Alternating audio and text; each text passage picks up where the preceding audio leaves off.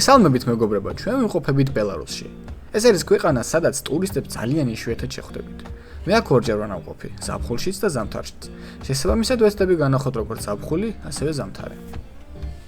რადგან მოგზაურობას ბრესტიდან ვიწყებთ, ამისათვის საჭიროა ბელარუსის დედაქალაქი მინსკიდან მატარებლით გავემგზავროთ პირდაპირ ბრესტის მიმართულებით. Уважаемые пассажиры, по отповедности с графиком руху, проспящий день, наш термик прибывает на концевую станцию Брест-Центральный. ისევ ბრესტის ციხესიმაგრეში ვართ, აქაურობა ზაფხულში უფრო ლამაზია, იმიტომ რომ უფრო მეტი სიმწვანეა. ახლა შემორჩენილია მაინც გაზონი თავისებურად პლანია, მაგრამ ზაფხულში უკეთესი რა თქმა უნდა. მინდა გავამახვილო ყურადღება ავტომობილის დაქირავებაზე, იმიტომ რომ ჩემი რჩევა იქნება აქ თუ ჩამოვხვალთ ავტომობილით იმოძრავოთ, იმიტომ რომ საზოგადოებრივი ტრანსპორტი ცოტა მოუხერხებელია, თან მithumetes ზამთარში თითქმის არც არ არის გათხოვა ჩართული, ალბათ აქ. მაგრამ მაინც რჩევა იქნება რომ ავტომობილი დაიქირავოთ, არც ძვირია სხვათა შორის. 3 დღეში გადავიხადე 200 ლარამდე მარტო ავტომობილში, იმიტომ რომ იქ იყო მძღოლის დამატება, დაზღვევა და რაღაც დეტალები. 3 დღე ეს თანხა გამოვიდა, საწვავით სხვათა შორის საქართველოზე იაფია, იმიტომ რომ დოლარზე ნაკლები გამოდის 1 ლიტრის ფასი და საცობები თითქმის არ არის, იმიტომ რომ დიდი ქალაქებია ძალიან და აი ისე როგორც საქართველოში ყოველ ორნაბიჯში შუქნიშანი არ არის. ესეც ავტომობილი უნდა დავიქირავოთ ახლა და ამ ავტომობილით ვიმოგზაურებ დაახლოებით 3 დღე. ერთი მნიშვნელოვანი ფაქტი კიდევ რაც ავტომობილის დაქირავებასთან უნდა იცოდეთ, იმ შემთხვევაში თუ ავტომობილს ქირავობს არა ბელარუსის მოქალაქე, ანუ ქართველი, ან ნებისმიერი პიროვნება, ყოველ შემთხვევაში იმ კომპანიაში, სადაც ჩვენ დავიქირავეთ, 500 რუბლი უნდა დატოვოთ დეპოზიტად, მაგრამ თუ მოქალაქე ქირავობს მანქანას, დაახლოებით 200 რუბლამდეა და ესეც კარგია. Deși გაბრუნებენ იმ თანხას, მაგრამ მაინც რაც ნაკლებს დატოვებ, მით უკეთესია. ვიძახდი რომ საცობები საერთოდ არ არის მეთქი ქალაქში, მაგრამ აი როგორც ჩანს, მოხდი საცობში. ეს მანქანა დღეს დავიქირავე და როგორც ჩანს, წინა მე პატრონემ ძალიან ცუდად გარეცხა და ვერ მოვახერხე რომ გამარეცხა. ყირდებით ხვალ უკვე სუფთა იქნება. რაც შეეხება საზღვარს, რამდენიმე ვიდეო შევხვდა, სადაც აი რა ვიცი, ისეთი შთაბეჭდილება ქონდა ხალხს, რომ თითქოს კორეაში მიდიოდა. იმ კორეაში არა, მეორე კორეა რო საშინელებები რო ხდება. საერთოდ არ არის ეგეთი არაფერი, არც ტელეფონი არავის არ შემოწმებია, რავი. პასპორტი ნახა, რამიზნით ჩამოხვედითო, უთხარი მიზანი და რა ვიცი, უბრალოდ გამომიშვეს, ზედმეტი კითხვა არ დაუხავს. არ ჩემთვის და რიგში ვიდექი ყველა სპეციალს ვაკურდებოდი, მაინტერესებდა თუ როგორ განვითარდებოდა მოვლენები. არაფერი საერთოდ ჩვეულებრივად წამოვედით.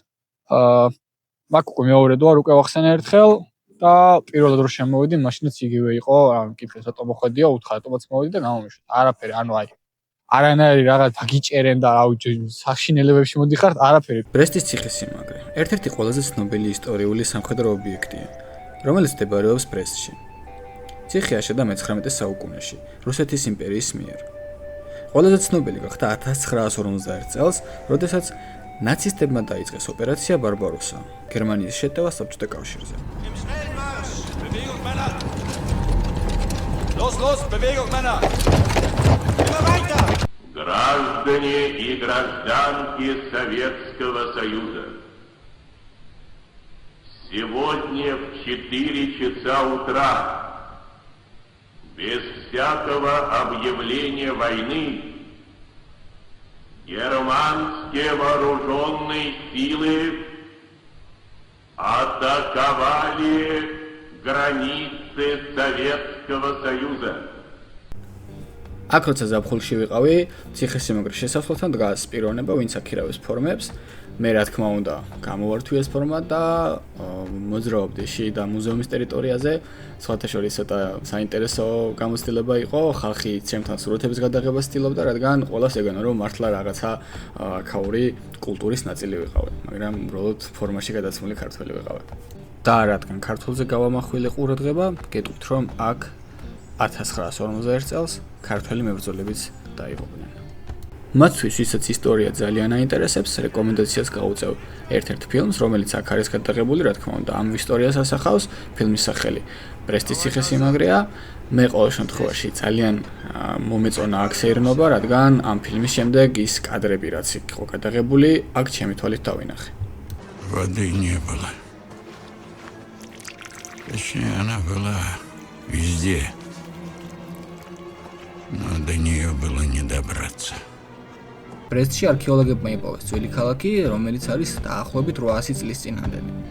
მიზეს ქვეშ შემორჩენილია ძველი ქუჩები, სახლები და ნაგებობები. ერთი კიდევ უმნიშვნელოვანესი ფაქტია, როცა აქ ჩამოდიხართ, რეგისტრაცია უნდა გააკეთოთ აუცილებლად ვინმესთან რა, იმიტომ რომ 10 დღეზე, არ ვიცი, 9 დღეზე მეტი ვინმე აქ ჩამოსვლას აპირებს თუ არა, იდეაში არც არის საჭირო მაგდენი, მაგრამ ყოველ შემთხვევაში ვიღაცაში რომ გამოადგეს ეს ინფორმაცია 10 დღეზე მეტი დღე თუ იქნებით, აუცილებელია რეგისტრაცია გააკეთოთ, თუ არა და მიიღებთ ჯარიმას. მე 11 დღე ვიყავი პირველად. იდეაში ეს სასაზღვრო კონტროლს უნდა ეთქვა, მაგრამ ჩემთვის არავის არ უთქვამს ამაზე ინფორმაცია, ალბათ იმიტომ რომ როგორც უკვე ვახსენე, მოსკოვიდან მქონდა ფრენა და მოსკოვიდან ჩამოფრენილ თვითმფრინავებს საერთოდ არ ამოწმებენ ბრესტში ყოველ შემთხვევაში, ისეთი აეროპორტი, რავი, სადღაც ავტობუსის გაჩერებაზე რო გაჩერდები, რო ჩამოხვალ ჩანთას აიღებ და სახში გაიქცევი, ეგრე იყო ზუსტად რა. ანუ თუ მჯეროდეს ამათი ფასები რა. რო წარმოიდგინოთ, ეს 2 ლარზე დაბალია რა. ეს 2.30-ზე ბევრად დაბალია. მთლიან აეროპორტში მარტო ერთი თვითმფრინავია და ისიც ჩვენი. საერთოდ არავინ არ არის. ხო, რეგისტრაცია აუცილებელია. მე ამ ეტაპზე 9 დღე უნდა ვიყო აქ, მაგრამ რეგისტრაცია მაინც გავაკეთე, რავი, ყოველ შემთხვევაში მაინც. ხო, ვიცი რა ხდება რა. ხო, და იმ შემთხვევაში თუ პირველად გიწერენ ჯარიმას, არის ერთი საბაზისო, აქ ჯარიმები იზომება საბაზისოებით. ერთი საბაზისო 45 რუბლია. თუ 42 რუბლია და მომმოწმედან აპირებენ გაძვირებას სიტიაში, მე მგონი ყოველ წელს 5 რუბლით ამატებენ, როგორც ვიცი. გადავიხადე ნახევარი საბაზისო იყო 20 ლარი და 20 რუბლი იყო დაახლოებით. არაფერი, უბრალოდ ჯარიმა რა, იმიტომ რომ არ იცოდიო, მაგრამ არც არავის არ უთქვამს და არც შევეცი ნაღდაკი ახლა 20 ლარის გამო არ დამიწვია იქ მაგის ლაპარაკი და რაღაცები. თან ის მომეწონა რომ აი ჩემს გვერდზე მიცი ყოველი პოლიციელი მათ ეგონათ რომ მოგვიანებდი თვითმფრინავზე. ისეთი ამბავი დაატრიალეს აეროპორტში. ანუ უბრალოდ როგორ არის იცით ეს კანონია ამათი ესეთი რა, ეს ამას მესაზღვრეები არ საზღვრავენ ამას. კანონია ესეთი აუცილებლობა და ამაზე თვალს ვერ დახუჭავენ შესაბამისად. სხვა გზა არ ქონდათ და ამიტომაც ჯარიმა უეჭველი დამეწერა და ყველან არ ცდილობდნენ რომ აი მაქსიმუმ ჩქარა და თუ ბანკში ვინმე რიგში იყო ყველას დღეს გამოდით და აი უნდა გადავახტევინოთ ჩქარა და ყველა ჩქარობდა რომ მომესწრო რეისისთვის რა და ყველანაირ დოკუმენტის გაფორმება დაწერა ყველაფერში უცებულს ვაკეთებდნენ რომ აი მოვასწროთ და არ დარჩე და რაღაცეები რა ჩვენთან თბილისში რომ მონიტორიანი მაჩვენებლებია ავტობუსის განრიგის აქ ფურცელზე აქვს გამოკრული და იმის მიხედვით მოძრაობს ხალხი ესენი კი ადგილობრივი ტრანსპორტის ეგრეთ წოდებული ტალონებია ქალაქში არის ძალიან სისუფთავანი. ასფალტით როგორი სუფთავანი. გავთ. ძალიან სუფთავია. ესეთი რამ მართლა პირველად ნახე, არ მეგონა თუ ესეთი პროფესია არსებობდა, ყოველ შემთხვევაში ჩვენი დროიდან გამომდინარე, ეს ადამიანი მოდის ყოველ საღამოს ესე ლამპიონებს ანთებს, მის სახელია ვიქტორ პეტროვიჩი და სხვათა შორის ძალიან ესე ყურადღებას იქცევს მისი საქმიანობით. მე პირველად ნახე და სხვათა შორის მომეწონა ამ პროცესის შეხედვა. როგორც ლეგენდა ამბობს, მის მარჯვენა ჯიბეს ხელს თუ მოკიდებთ, სურვილები აგისრულდებათო.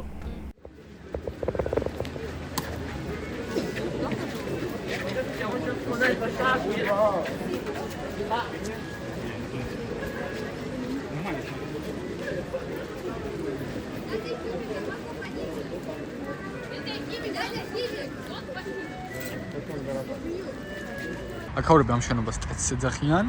ჩვენს ენაზე ეს არის საქვაბე, იმიტომ რომ საქართველოში როგორც მე ვიცი ამას საქვაბე ქვია.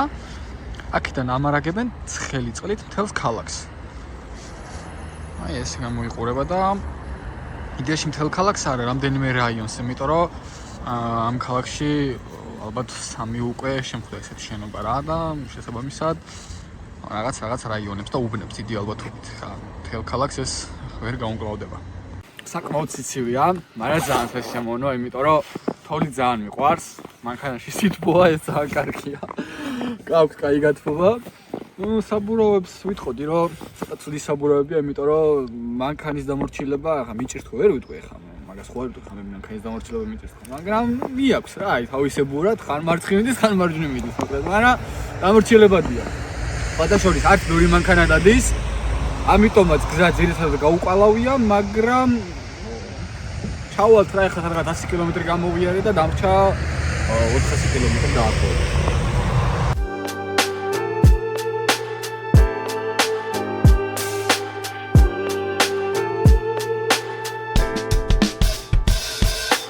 Writing in the margins of my mind all day, sipping herbal in the morning just to feel okay. Had a dream I was water just flowing through space, till I landed on the record that my grandma would play. Talk sweet like jazz in the park after rain. What the grass smell green and the air feels sane.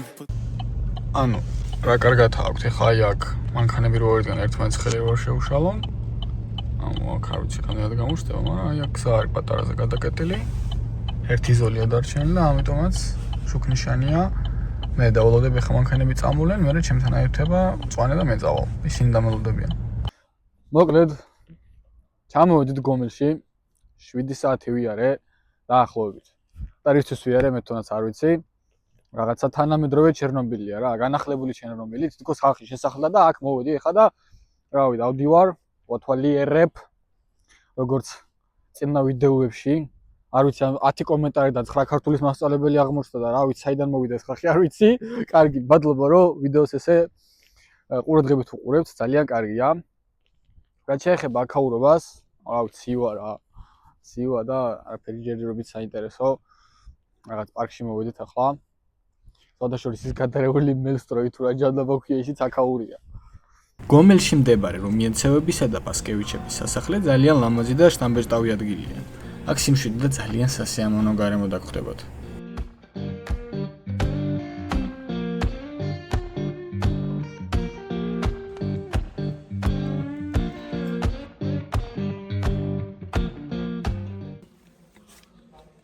ალბათ უგეცნობათ ეს.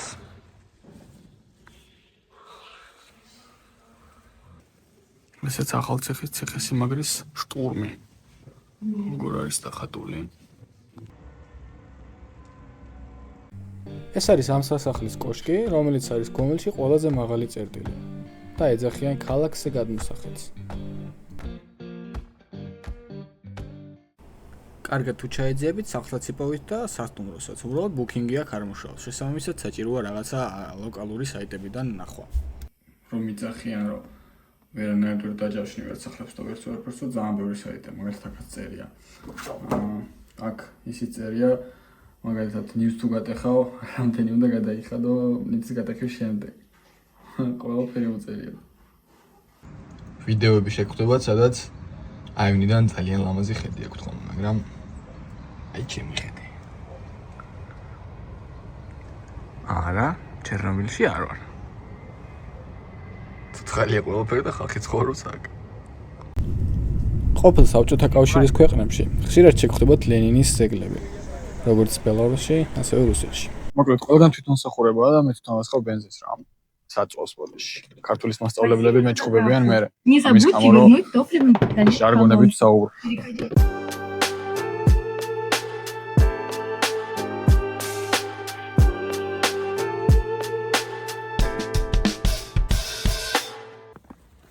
ბელარუსში ჩემთვის ყველაზე საყვარელი ადგილი არის ბარანოვიჩის ღია ზოოპარკი. ნუ ყოველ შემთხვევაში მე ვეძახი ზოოპარკს. მაგრამ რეალურად სხვა დანიშნულება აქვს. აი მოვიდა უკვე. აიყო, რა იყო, იცი რა საჭმელი მოვიტანე, ხო? და რას უყურებ არ მაქვს? არაფერი არ მაქვს. აი, всё, წავიდა მეორესთან.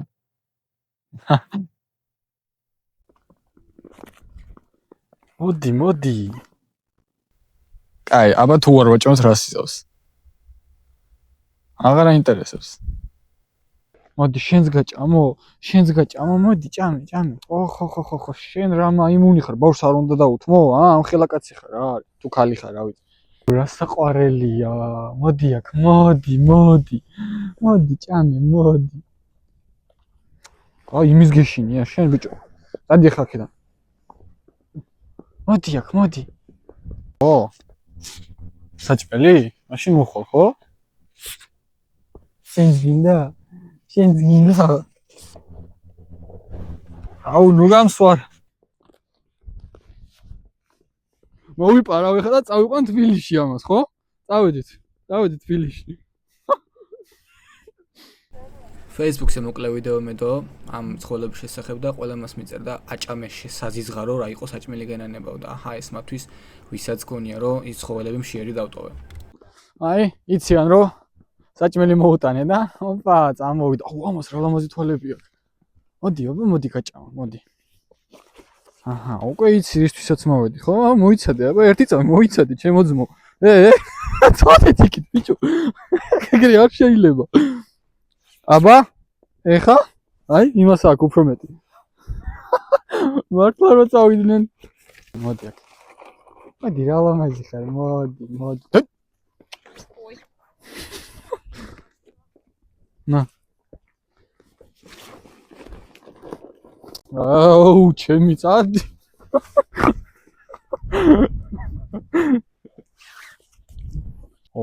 შენი მეშინია, შევერ გაჭმევ. მაგრამ მოდი აბოცადოთ, მოდი. იმედე ხელს არ წამაჭამ. ხური? რაღაცა არ მოწმოს ამის სახე და ძალიან დიდია რაღაცნაირად. სამწუხაროდ ამათი გარეთ გამოსვლა არ შეიძლება. მედიაში ვინ გამოუშვებს ამ ხელა რაღაცა. ეს არის ეს უბრალოდ აკლემია. ამას არ გამოუშვებენ გარეთ. ძალიან დიდია. საწოდავი ყურადღებას არავინ არ აქცევს და ამასაც უშია. გაჭამო, მაგრამ შენთვის ხელით არ შეიძლება. მოდი, აი, გადი? აი, დავდებ აქ. აი, ჭამე. ამას მხილაკვილები აქვს რომ მომაჭამოს საწოდავი ხელი. პატარა პინგვინი მიყავთ შოვლებს სახში. საყვარელია, ვაი.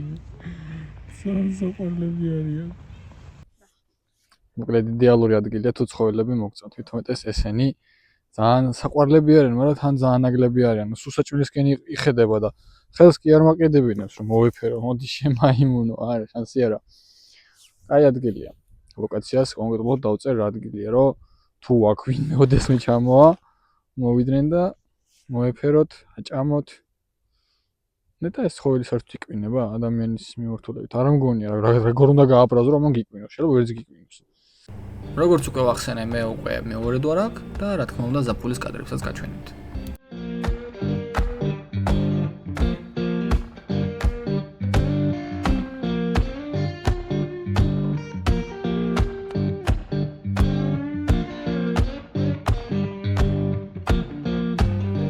Magnolia town was humming, smoke lay on the ground.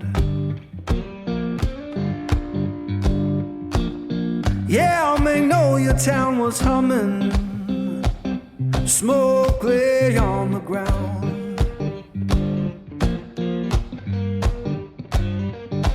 In no face I recognize, and my baby can't be found. I left that place in summer, swore I'd be back by fall.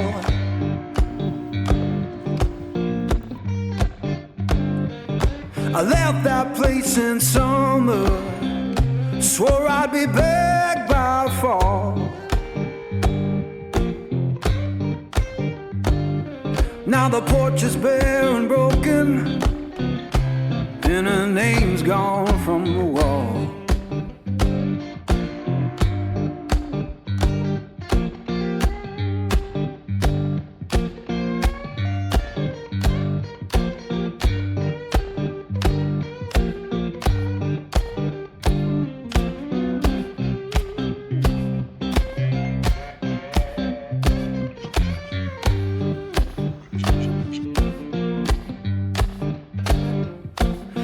The church bell moaning down on Beale Street side.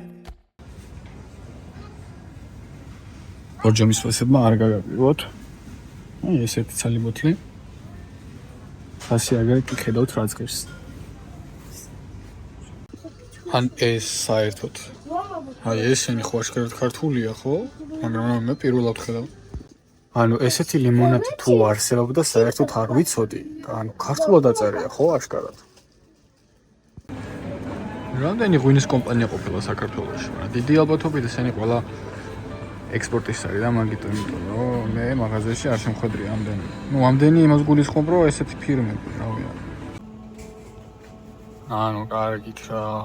აი საქართველოს ფასებს არც კი უნდა შეადარო სირცხვილია უბრალოდ. ხო აი ეს იოგურტი არის ყველაზე გემრიელი და ფასებს რო უყურებ ცინება უბრალოდ ისეთი იაფი აი ძალიან გემრიელია არა და ეს რო თბილისში იყოს იქნებოდა ალბათ 1.5 ლარი. ეს გამოდის რავი ლარი და 10 დაახლოებით.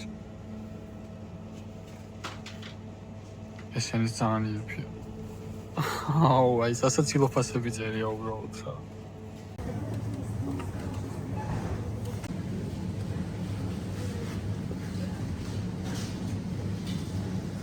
თელ ბელორუსიაში ამ რიცხვამდე არსად არ იყერება ალკოჰოლი, იმიტომ რომ სკოლა დაამთავრეს ახალგაზრდებმა და ამის გამო მაქსიმალურად ცდილობენ რომ თავიდან აირიდონ ცუდი სიტუაციები. ანუ ეს არის გადაკეტილი რომ ვერ შეხვიდე და ვერ იყიდო. ან ვიდეოში რომ წაიღო, სალაროსთან არ გაგიტარებინ რა. ეს არის ქაური მაკდონალდსი. მაგბაი. ესე გამოიყურება მაგბაი. ჩეკი, მაინტერესებს თანხასთან შედარებით როგორია რა. გაითვალისწინეთ რომ 20%-ით ნაკლები გამოდის ქართულ თანხასთან რა. სწოენი. ეს ბურგერი. სხვათა შორის ლამაზად გამოიყურება. ფრი და კრევეტები. ანუ ძალიან დიდია რა, აი ძალიან დიდია მაკდონალდსისთვის ახლა ეს. ძალიან ბევრი შენობები, როგორც ციხესიმაგრეები, ასევე კულტურული ძეგლები. ჩემთვის ცოტა უინტერესოა ეს ყველაფერი, ყველა ერთმანეთს გავს. ნახე, მაგრამ არ მომეწონა, ამიტომაც გავაგზავნე გზა. მივდივართ ბელორუსის მალდივებზე. ესეთი მოსაწყენი გზა არის, მიდიხარ პირდაპირ და არ მთავრდება, ანუ დაახლოებით 100 კილომეტრი გავიარე და პირდაპირ მივდივარ სულ.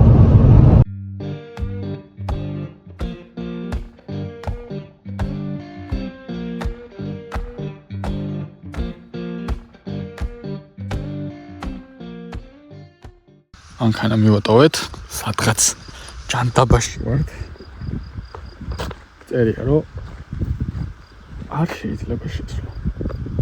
მათთვის, ვისაც გაუკვირდა სად ბელორუსი, სად მალდივებიო, მოკლედ გეტყვით.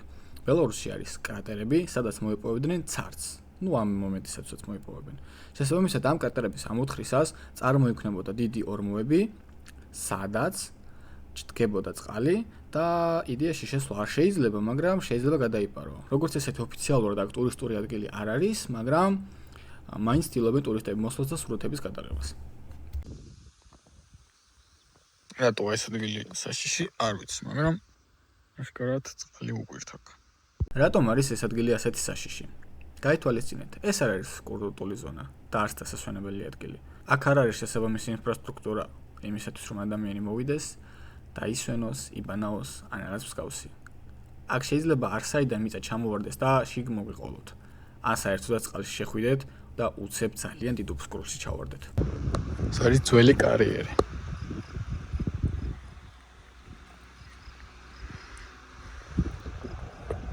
ვიდეოს მიწურულს კი განახებთ ბელარუსის ერთ-ერთ უმნიშვნელოვანეს მუზეუმს, რომელიც მდებარეობს ბრესტში.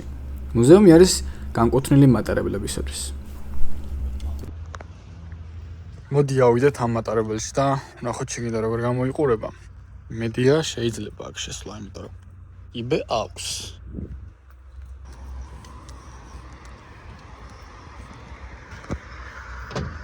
არა, სამწუხაროდ ჩაკეტილია.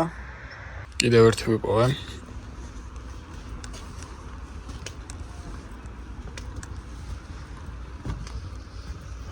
მაგრამ ამას სახელური საერთოდ არ აქვს.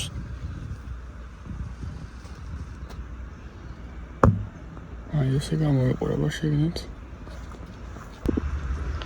ეს მონაცემებია, ანუ წელი, სიჩქარე. ანუ წარმოიდგინეთ 100 წლის არის დაახლოებით ეს მატარებელი. კიდევ ერთი ვიპოვე, იმედია აქ იქნება შესასვლელი. შორიდან კი ჩანდა რომ თითქოს კარიღია იყო და ვა მე მგონი აქ შევალ ვა საინტერესოა აჰაუ რა ხელაძრავი აქვს ანუ რო წარმოვიდგინოთ ეს არის ამის ძრავი რა აჰაუ რა მაგარი